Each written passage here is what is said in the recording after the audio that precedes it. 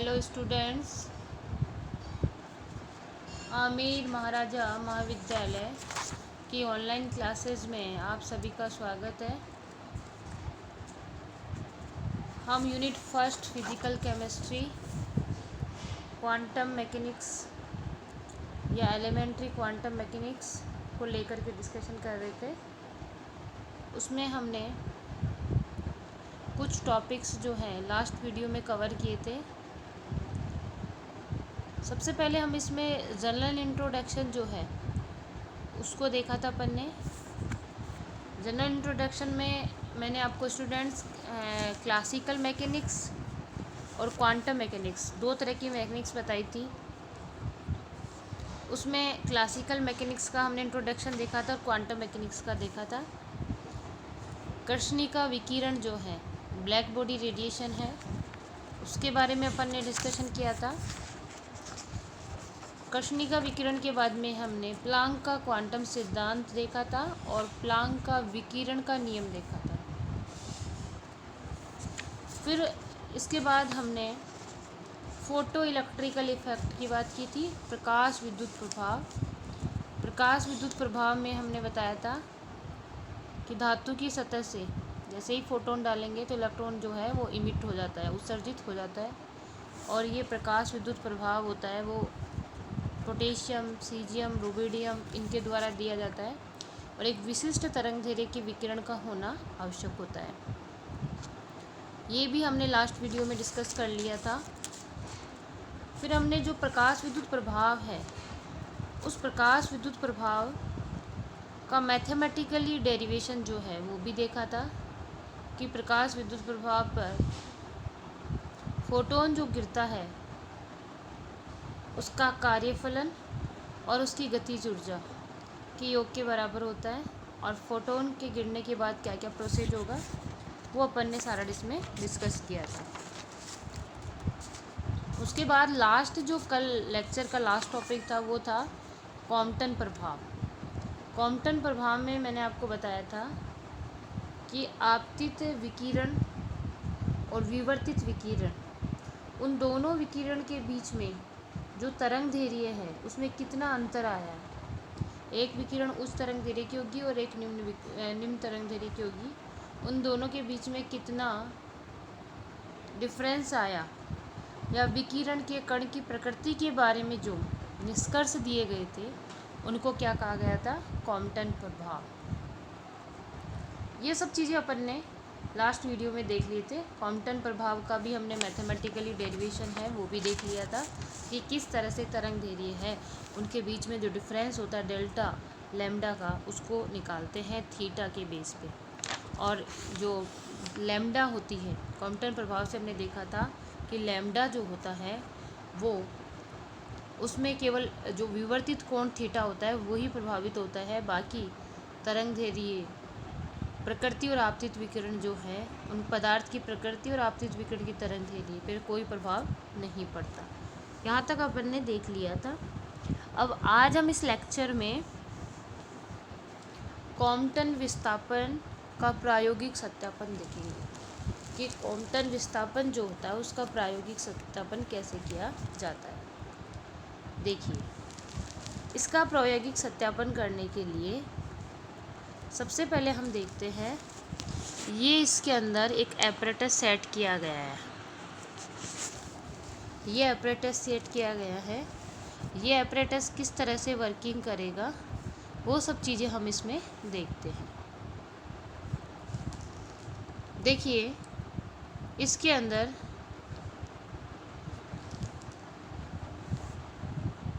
X नली हमें सभी को दिख रही है। एपरेटस में एक्स नली लगी हुई है। ये बाहर की तरफ एक लेड बॉक्स होता है और लेड बॉक्स में बीच की तरफ कार्बन प्रकीर्णक होता है।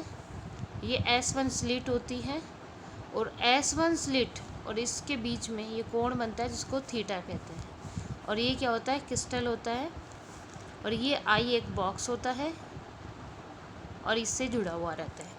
इसमें देखो वर्किंग कैसे होती है इसकी।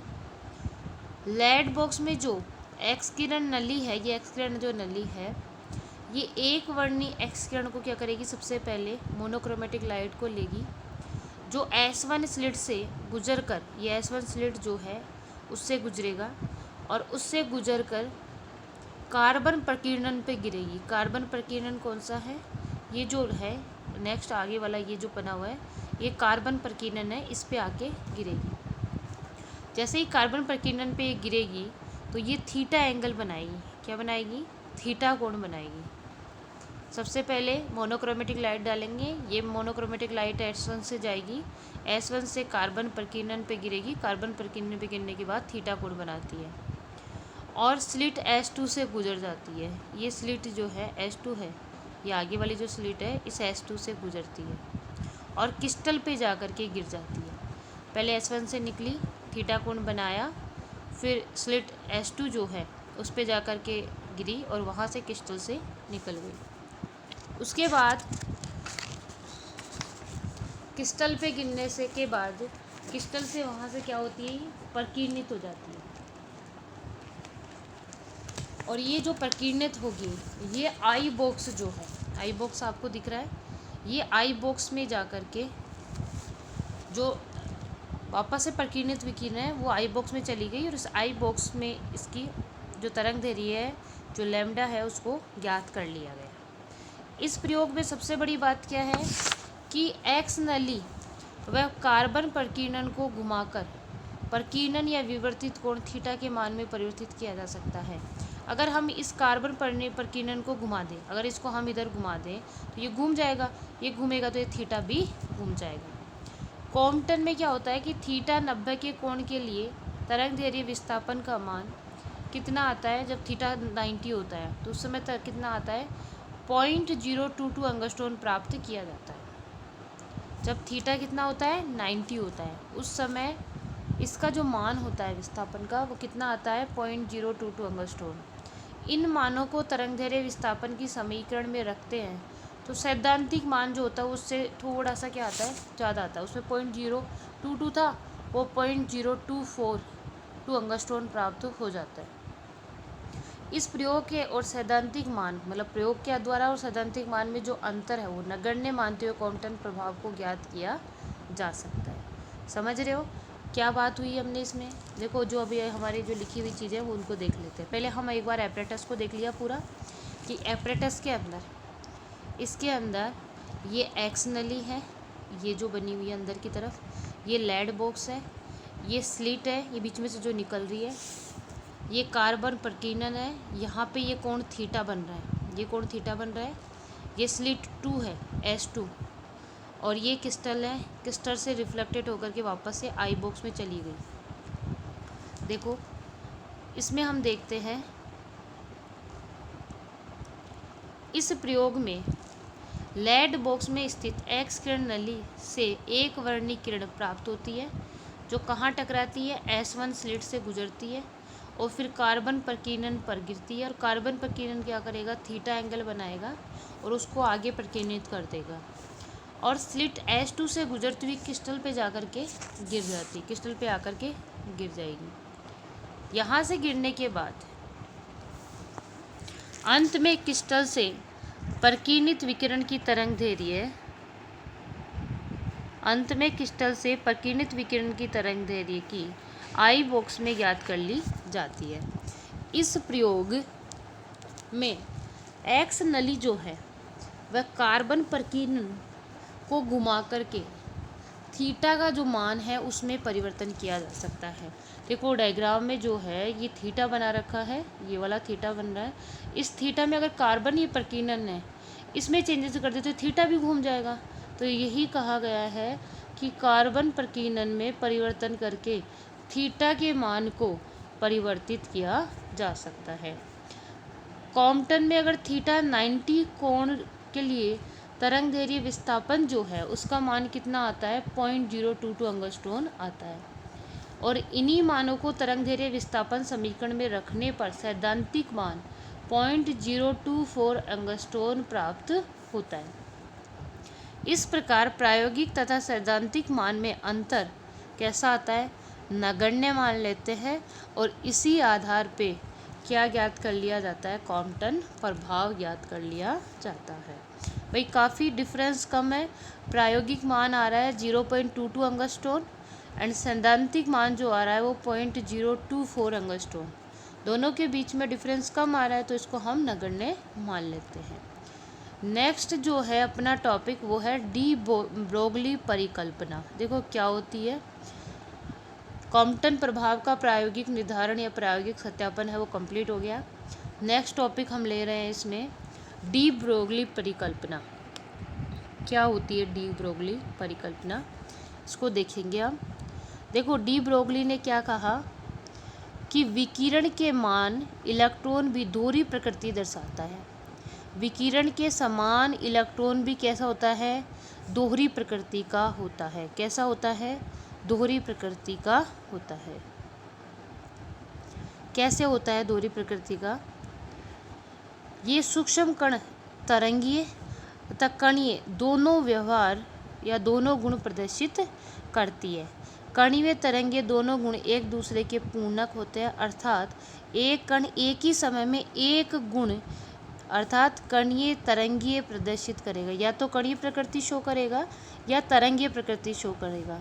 इन दोनों गुणों में संबंध प्रदर्शित करने के लिए डी ब्रोगली समीकरण है वो प्रदर्शित किया जाता है कि कब तो इलेक्ट्रॉन का जो नेचर है वो तरंग की तरह होगा और कब उसका नेचर है वो कण की तरह होगा। तो डी ब्रोगली ने बताया कि तरंग ऊर्जा प्लांक समीकरण क्या होता है? E बराबर hν के अनुसार कोणीय ऊर्जा आइंस्टीन समीकरण तथा E बराबर mc के अनुसार ज्ञात की जा सकती है। देखो आइंस्टीन क्या कहता है कि एनर्जी जो होती है वो mc² जो है उसके बराबर होती है। ये तो कहता है आइंस्टीन, ठीक है। और E बराबर hν कौन कहता है? प्लांक। समीकरण दोनों को जब बराबर करेंगे तो hν बराबर क्या होगा? mc²। और hν जो है hν बराबर mc², c को हम एक इसके नीचे ले जाएंगे तो ν/c बराबर क्या होता है? ν बराबर क्या होता है? c/λ। तो हम इसको ऐसे लिख सकते हैं क्या कि हम इसको h/λ इक्वल टू mc ये लिख सकते हैं अपन इसको। भाई ये है, ये अपने पास था hν इक्वल टू mc², ये था। ये एक c जो है वो इसके अपोन में चला गया और ν हम जानते हैं ν बराबर क्या होता है? c/λ। ν बराबर क्या होता है? c/λ। मुझे लैम्डा निकालना है तो क्या हो जाएगा? ν/ क्या हो जाएगा? c। तो ν/c अपॉन क्या हो जाएगा? लैम्डा। तो h/λ इक्वल टू mc। और mc जो है वो किसके बराबर होता है? p के बराबर होता है। किसके बराबर होता है? p के बराबर होता है mc। तो h/λ इक्वल टू क्या हो जाएगा? p। और अब p निकालना है तो हम क्या ऐसे लिख सकते हैं क्या? भाई हमें निकालना है लैम्डा निकालना है तो h/ क्या हो जाएगा? h/p हो जाएगा, ठीक है। ये चीज़ आपको समझ आ गई होगी। ये जो है ये गलत लिखा हुआ है, इसको आपको नहीं देखना, यहाँ से देखना है। mc आ जाएगा ये, इसके बाद ये h/c mc हो गया। लैम्डा निकालना है तो लैम्डा बराबर h/ क्या हो जाएगा? p। लैम्डा बराबर h/mc भी लिख सकते हैं, mc बराबर p होता है। तो इसको हम इस तरह से सोल्व कर सकते हैं। p क्या है? यहाँ पे प्रोटॉन का संवेग है और लैम्डा क्या है? तरंग दे दी है। नेक्स्ट हम बात करते हैं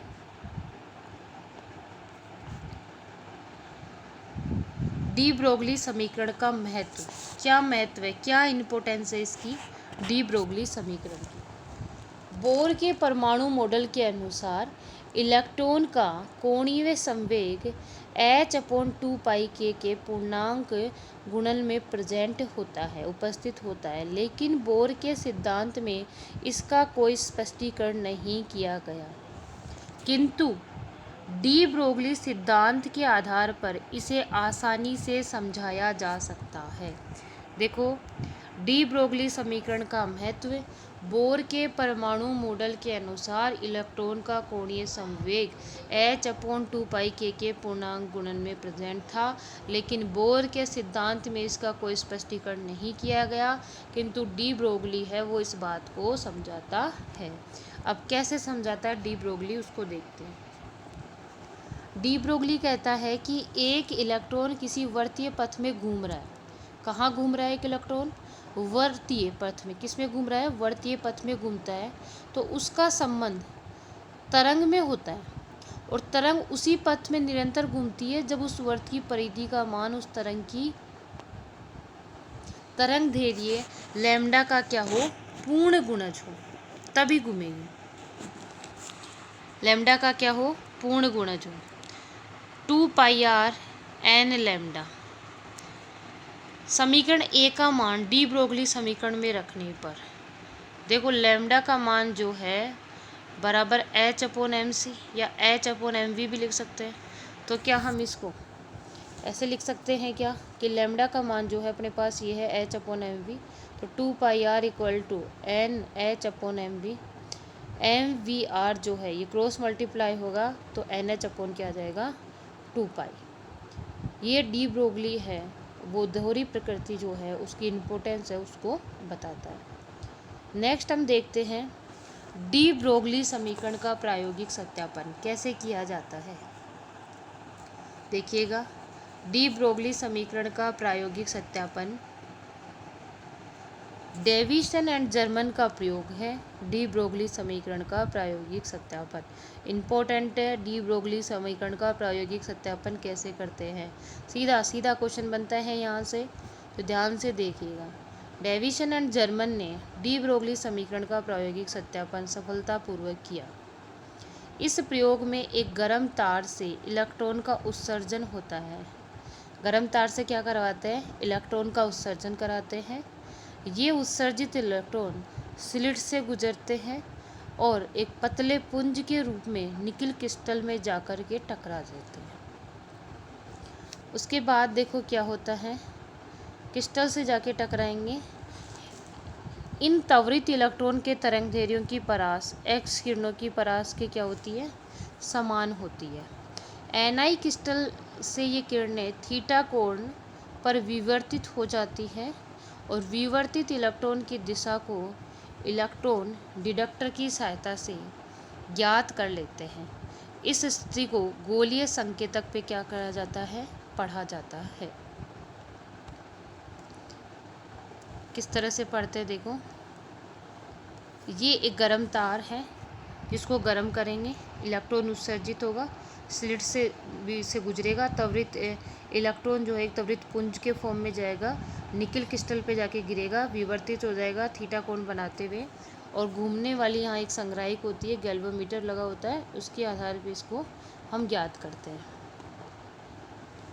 इलेक्ट्रॉन पुंज विवर्तित डिजाइन, इलेक्ट्रॉन जैसे विवर्तित फॉर्म में जाता है, और एक्स किरण विवर्तित डिजाइन, इस तरह से इसको दर्शाया गया है। अतः इलेक्ट्रॉन पुंज का एक्स किरणों की भांति विवर्तन इस बात को स्पष्ट करता है कि इलेक्ट्रॉन की प्रकृति एक्स किरणों की भांति तरंगीय होती है। पुंज के फॉर्म में जा रहा है, इसका मतलब वो किस फॉर्म में प्रदर्शित कर रहा है? तरंग फॉर्म में उपस्थित है। किस फॉर्म में प्रेजेंट है वो? तरंग रूप में। उपयुक्त प्रयोग में देखा गया कि 54 वोल्ट से त्वरित इलेक्ट्रॉन पुंज 50 कोण पर 50 डिग्री कोण पर विवर्तित होता है, तो इलेक्ट्रॉन तरंग की तीव्रता अधिकतम कितनी होती है, और इस अवस्था में लैम्डा का मान इतना आएगा 1.668 एंगस्ट्रॉम, जो एक्स किरणों की तरंग दैर्घ्य से लगभग समान लेता है। एक्स किरणों का विवर्तन ब्रेग समीकरण के द्वारा ज्ञात किया जाता है, और ब्रेग समीकरण जो है वो होती है n lambda = 2d sine theta. n जो होता है पूर्णांक होता है 1 2 3, d होता है दो तलों के बीच की डिस्टेंस, और थीटा विवर्तित कोण। अतः डेविसन एंड जर्मन ने ब्रेग समीकरण की सहायता से तरंग दैर्घ्य की सहायता से 1.65 एंगस्ट्रॉम प्राप्त किया, जो डी ब्रोगली समीकरण से प्राप्त मान के लगभग क्या है, बराबर है, क्योंकि डी ब्रोगली समीकरण में इसका मान 1.66 के आसपास आया था और जो डेविस और जर्मन के प्रयोग पे इसका मान तरंगदैर्घ्य का 1.65 आया। तो ये इसमें लगभग सिमिलर ही मान लेते हैं इसको, इसके मान में ज़्यादा अंतर है वो प्रेजेंट नहीं होता। नेक्स्ट हम बात करते हैं हाइजेनबर्ग की अनिश्चितता का सिद्धांत। वेरी वेरी इंपॉर्टेंट, हाइजेनबर्ग की अनिश्चितता का सिद्धांत।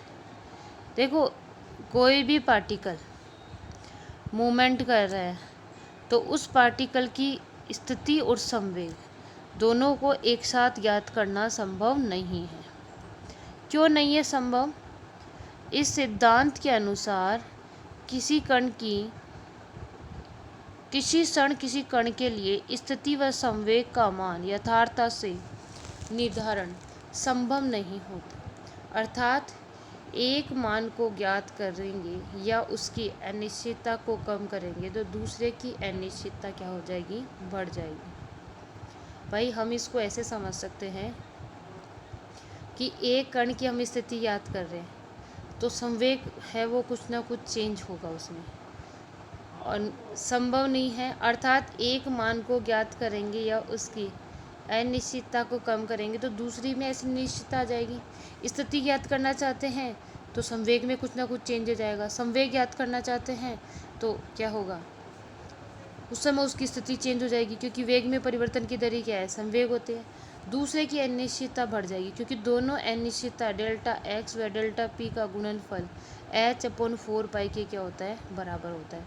तो delta x dot delta p greater than equal to h upon क्या होता है, 4 पी हम जानते ही है mv होता है, संवेग होता है। तो डेल्टा वी की जगह क्या हम डेल्टा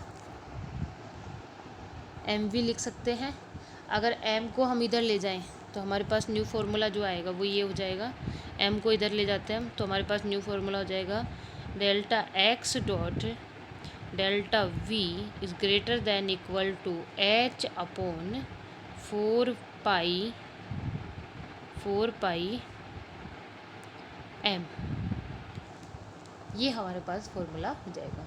इस प्रकार किसी भी क्षण कण के संवेग का यथार्थता से निर्धारण किया जाए तो उस स्थिति में अनिश्चितता बढ़ जाती है। स्थिति की अनिश्चितता बढ़ जाएगी और अगर स्थिति में हम निश्चितता लाना चाहते हैं तो संवेग में अनिश्चितता बढ़ जाएगी। तो हाइजेनबर्ग का जो अनसर्टेनिटी प्रिंसिपल है वो ये कहता है कि हम एक सूक्ष्म कण पे उसकी स्थिति और उसके संवेग दोनों को एक साथ ज्ञात नहीं कर सकते, लेकिन ये केवल सूक्ष्म कणों पर ही लागू होता है। अगर बड़े आकार का कोई कण है तो उसके हम आकार के कणों का द्रव्यमान अधिक होगा और द्रव्यमान अधिक होगा तो मास अधिक होगा तो उसको हम निकाल सकते हैं। समझ रहे हैं मेरी बात को? देखिए नेक्स्ट आपको बताती हूँ मैं किस तरह से होंगे ये। यह सिद्धांत केवल सूक्ष्म कणों पर ही लागू होता है किंतु बड़े आकार के कणों पर नहीं, क्योंकि बड़े आकार के कणों का द्रव्यमान अधिक होने पर h/4 का मान बहुत कम हो जाता है। द्रव्यमान ज़्यादा होता है ना, अर्थात अनिश्चितता कम हो जाती है, जिसे नगण्य मान लिया जाता है। जबकि छोटे आकार के कणों का द्रव्यमान कम होने से h/4 का मान बढ़ जाता है, जिसे नगण्य नहीं माना जा सकता। अतः छोटे कण की स्थिति व संवेग को एक साथ यथार्थता से ज्ञात नहीं किया जा सकता। ये आपको ध्यान रखना है कि बड़े कणों पर ये एप्लीकेबल है वो नहीं होता, छोटे कण जो होते हैं, छोटे पार्टिकल्स होते हैं, उन्हीं के ऊपर ही एप्लीकेबल होगा। नेक्स्ट हम इसमें देखते हैं क्वांटम यांत्रिकी की अभिग्राहिता। पोस्टुलेट क्या क्या है? क्वांटम यांत्रिकी की पोस्टुलेट्स देखते हैं क्या क्या है। पहली पोस्टुलेट की बात करते हैं हम। क्वांटम यांत्रिकी में तंत्र सिस्टम की किसी भी अवस्था की व्याख्या निर्देशांक तथा समय के एक फलन साई के द्वारा की जाती है। अतः इस फलन को अवस्था फलन या तरंग फलन कहा जाता है। इसमें तंत्र के बारे में ज्ञात करने योग्य समस्त सूचना ही निहित होती है। देखो, क्वांटम यांत्रिकी की जो पोस्टुलेट्स हैं वो ये कहती हैं कि क्वांटम यांत्रिकी में सिस्टम की किसी भी अवस्था की व्याख्या उसके कोऑर्डिनेट्स XYZ और समय t और एक फलन साई, ये 3 चीज़ होती हैं, इनके द्वारा हम कर सकते हैं।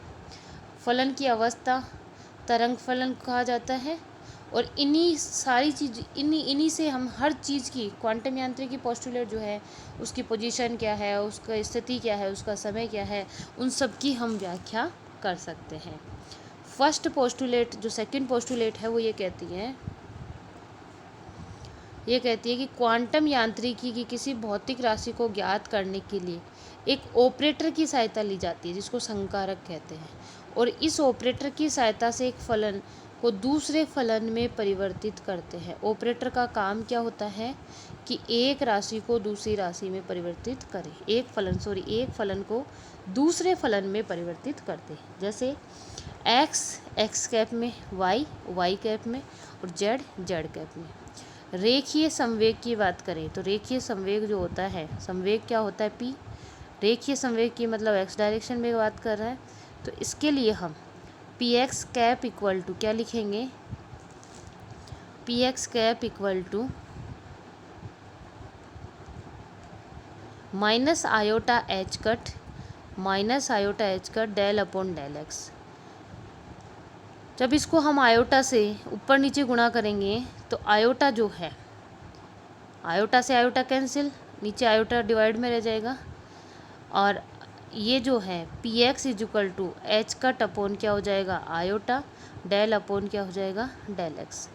एच कट जो है उसका मान एच अपॉन 2 पाई के बराबर है। भाई इसको हमने ऊपर नीचे इस तरह से गुणा किया कि देखो ऊपर भी हमने आयोटा से मल्टीप्लाई कर दिया, तो आयोटा मल्टीप्लाई माइनस आयोटा, ये आयोटा है, एच कट अपॉन नीचे आयोटा, ठीक है, ये मल्टीप्लाई होगा तो माइनस का आयोटा स्क्वायर, और आयोटा स्क्वायर जो होती है उसकी वैल्यू होती है -1, माइनस पहले से प्रेजेंट था, तो ये क्या हो जाएगा अपने पास +1 को हम क्या लिखेंगे, +1 प्रेजेंट है तो +1 का मतलब एच कट अपॉन क्या आ जाएगा आयोटा। इस तरह से शो किया गया है इसको। उसके बाद देखो एच कट जो होता है वो एच अपॉन 2 पाई के बराबर होता है, तो एच अपॉन इसको क्या लिख देंगे 2 pi iota del upon del x. ये किसके लिए आ गई अपने पास वैल्यू, ये देखो आयोटा स्क्वायर -1 होता है, तो इसकी वैल्यू को हम इससे मल्टीप्लाई करेंगे तो हमारे पास ये रिजल्ट आएगा। ये किसके लिए आ गया, रेखीय संवेग के लिए। नेक्स्ट हम बात करते हैं गतिज ऊर्जा। गतिज ऊर्जा की बात करें तो देखो गतिज ऊर्जा में Tx कैप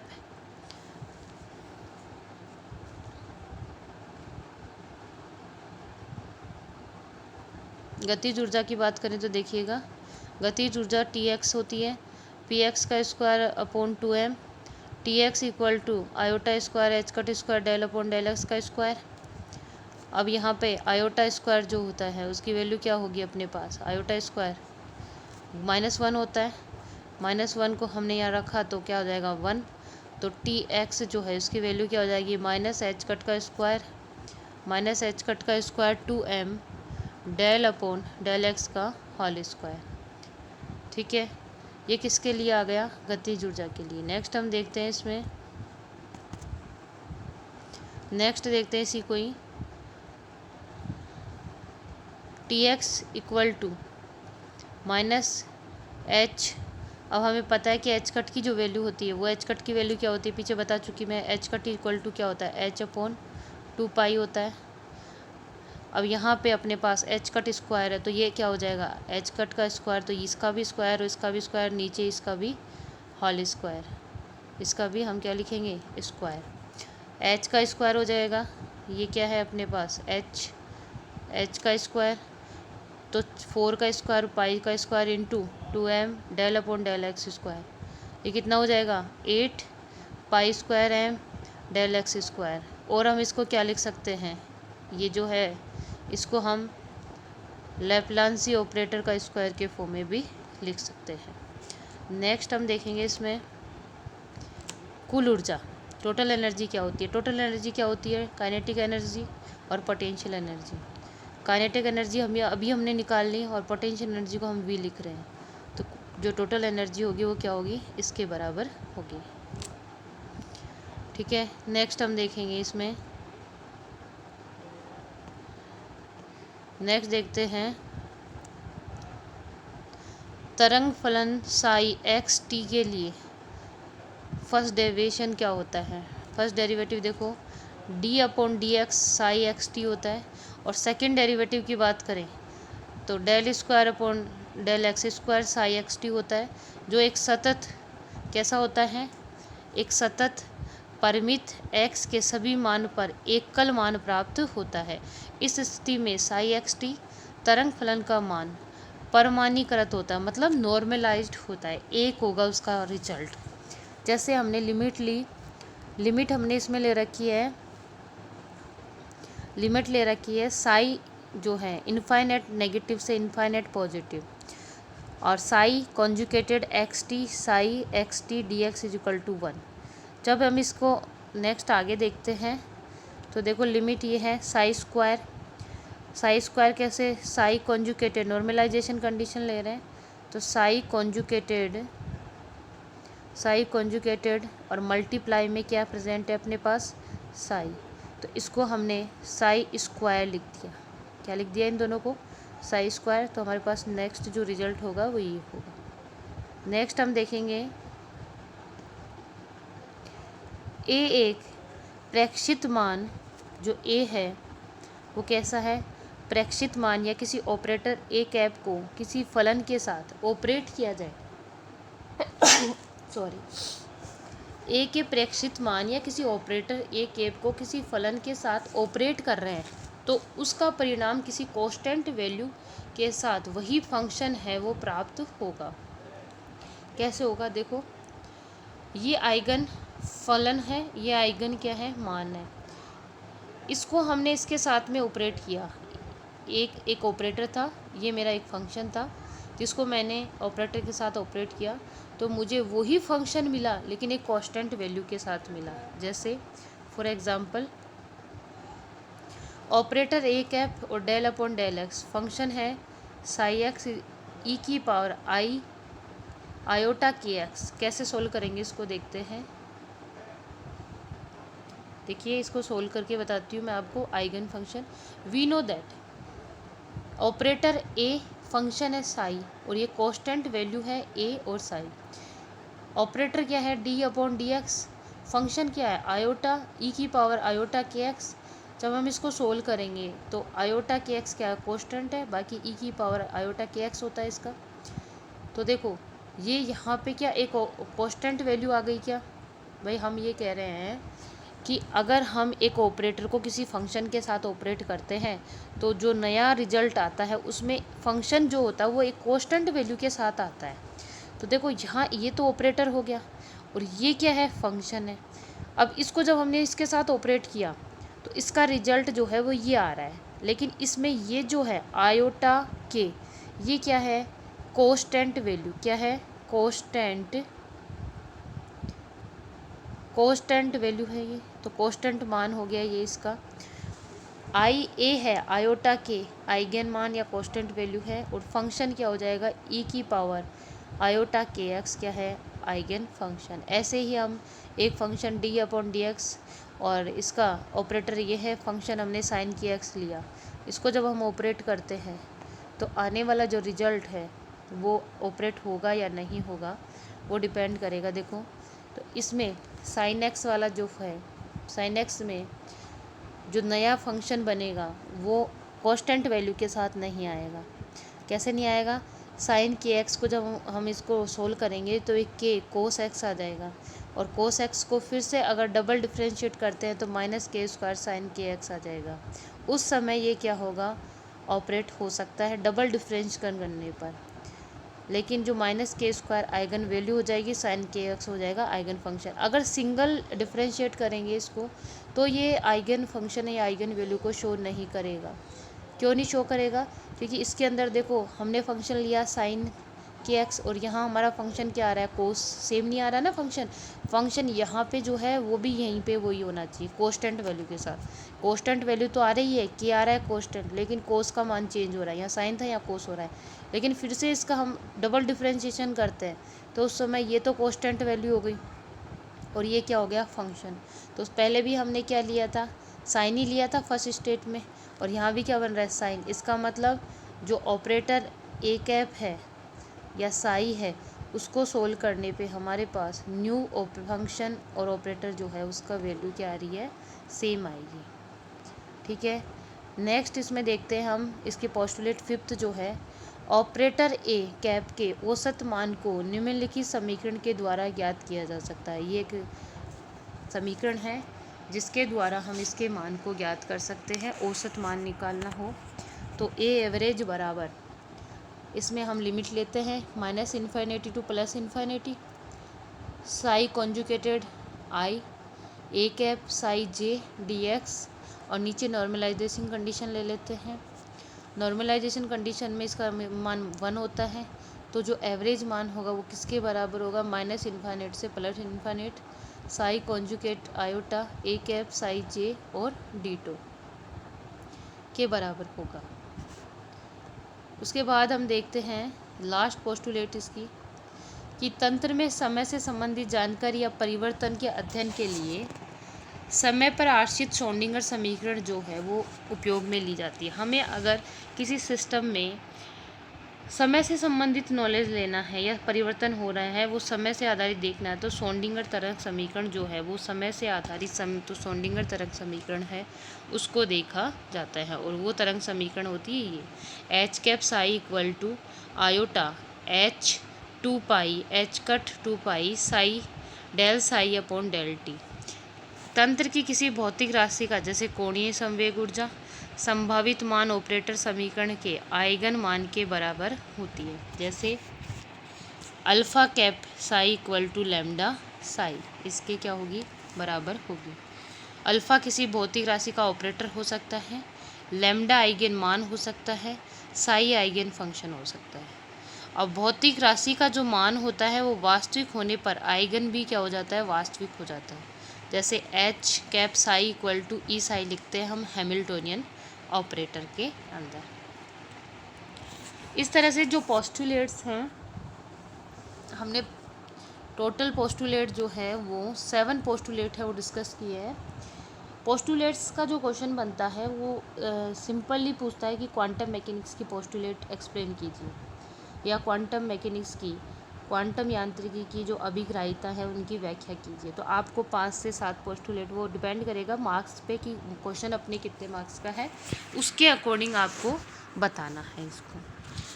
तो आज हमने इस लेक्चर में काफ़ी सारे टॉपिक हैं वो डिस्कस किए हैं। क्वांटम यांत्रिकी मैकेनिक्स देख ली अपन ने, इसके अलावा डी ब्रोगली समीकरण देख लिया, हाइजेनबर्ग का अनसर्टेनिटी प्रिंसिपल देख लिया, कॉम्पटन प्रभाव जो था उसका प्रायोगिक सत्यापन देख लिया। सारे टॉपिक ही इम्पोर्टेंट है, आप इन सभी टॉपिक्स को एक बार वापस से देख लीजिएगा और अच्छे से इनके नोट्स वगैरह प्रिपेयर कर लीजिएगा।